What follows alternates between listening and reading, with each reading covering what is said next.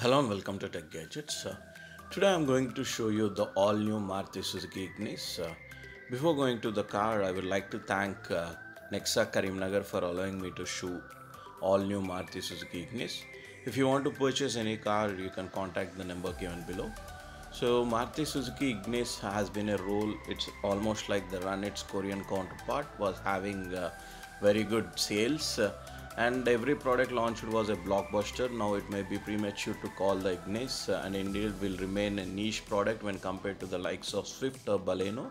But what the Ignis does is gives us Maruti's best small car and the Ignis replaces the Riz in Maruti Suzuki's lineup, and like that car, the Ignis is indeed a tall boy. It was misconstructed to have been a subcompact SUV when it first broke cover at Concept Geneva Motor Show, and has now come to market as a premium urban crossover.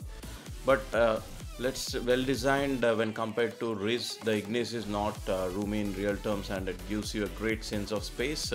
The cabin is smartly designed and very upmarket compared to that previous models, and even compared to the Baleno in many ways. The Baleno into the question since both cars will sell side by side out of Nexa network. On the outside, the Ignis is well proportioned and extremely distinct. There is simply no other car on the market that looks remotely like the Ignis does. It's quirky and slightly weird, and the looks are very good. The front grille with its integrated headlamp clusters is well finished and forms the signature of the face and indeed the overall design. And the metal sculpting on the sides is modern and emphasizes the car's upright stance. This is further enhanced by the calm shell style raised hood. The C-pillar is very sharply angled, and the tailgate turns down sharply to a straight slab of metal to give you a very distinct look and shape at the back. And the C-pillar also houses Suzuki's very retro progressive trade embossed into the metal, while it harks back to the company's successful SC100 from 80s and the front coupe before that. It is quite obviously a way to reduce the impact of rather wide mass of metal in an otherwise slim design. The tail lights are too flat and two-dimensional and are so point in the other ways. Very well executed design. Shut lines and overall quality is also best from Maruti itself. The car comes with two engine options, 1.2 liter petrol. It produces 81 bhp and peak torque of 130 Newton meters, and claimed mileage is 20.89 kilometers per liter.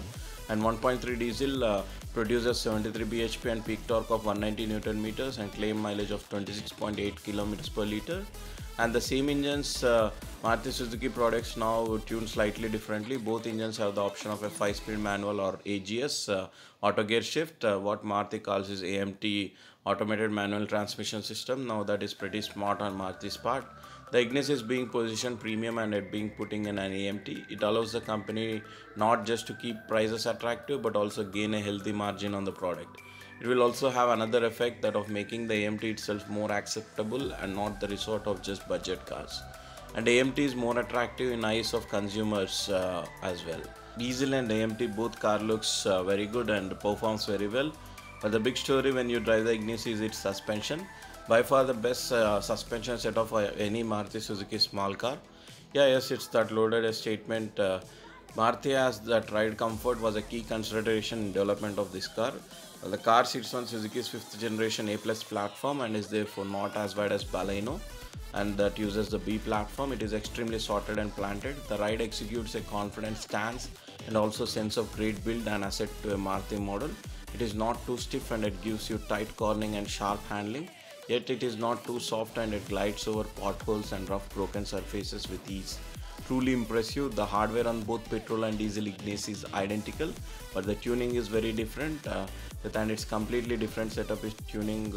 Of course, that natural when you have switch off engines both on diesel, where you got 20% higher damping, and it has different variables also, and the engines performs very well in this Maruti Ignis. The car swallows potholes, glides over broken surfaces, and does recently well on mud roads too. It also leads to less fatigue while driving over long distances.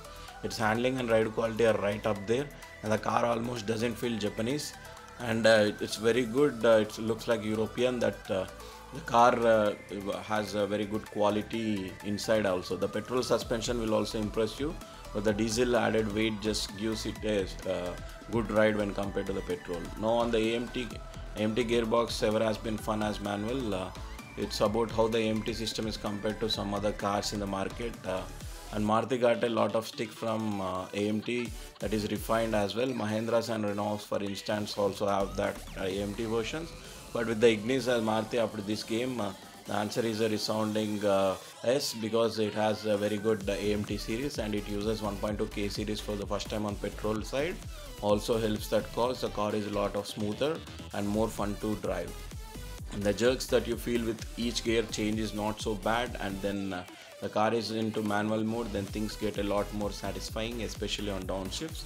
The car picks up really quick, and there isn't a single jerk. You instantly get the power you need, and you can move your car quickly. The petrol Ignis does better with the AMT than diesel, where the engine turbo lag becomes a tad evident against its upshift that see the delay and not really the downshifts.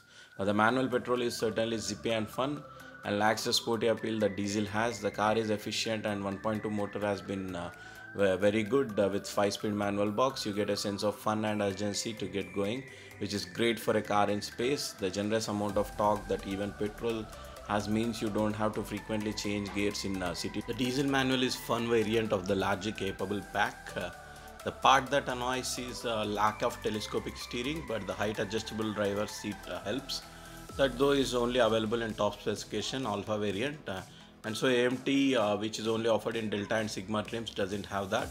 In fact, Maruti should have offered the DLR signature lights in the Zeta at least, if not all variants. It's just a defining characteristic of the car that not having it is a miss in the recognizability of the car. The touchscreen infotainment system with Android Auto is segment first, and Apple CarPlay is great, but again only on Alpha. That variant instrument cluster is also embellished by an LED display, without which it still looks okay. And there is a trip computer and heat. There is digital display for all functions and warnings, which is well executed. The seats up front are very comfortable, while at the rear you may find the legroom slightly tight if you are a taller person. The ingress and egress is excellent, though thanks to tall by design, and that also affords you excellent legroom and a sense of space no matter where you sit. The 260-liter boot is also ample, and 180mm ground clearance will be something many buyers will appreciate. And also on offer are the contrast black roof and some customization options like roof wraps, colorful dash inserts, and much more. All very fun and quirky in keeping with the positioning that this car is one for minimal generation. You can refer to the prices variant for variant below. And the Maruti Suzuki has done well position the car very smartly. It is premium, it's not pricey, and leaves enough space for it flashier, more popular. And I will leave the phone number and everything in the description. By that you can contact for the on-road prices. The Swift to retain its space as India's most popular hatchback, but Ignis closely was one of the greatest car right now available in this segment. And I hope that guys you like this update. Please comment and subscribe for my channel for more tech and auto related updates. And don't forget to click on bell icon to get new video notifications. And you can contact the number given below to purchase any car in next Karimnagar. Thank you.